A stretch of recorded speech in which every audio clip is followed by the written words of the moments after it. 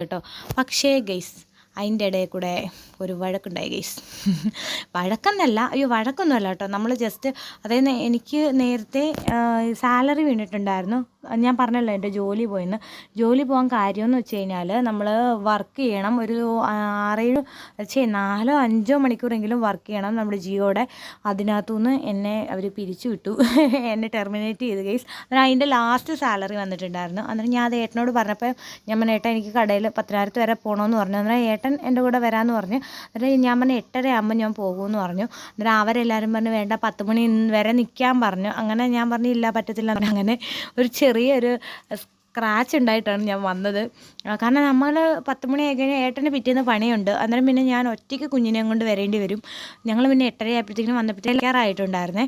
എന്നാലും നമ്മൾ പോയി എന്നാ കടയിൽ നിന്ന് കുഞ്ഞിൻ്റെ തുണി, അമ്മൂമ്മയ്ക്ക് അങ്ങനെ ആവശ്യമുള്ളവർക്കൊക്കെ നമ്മൾ ഡ്രസ്സൊക്കെ എടുത്ത്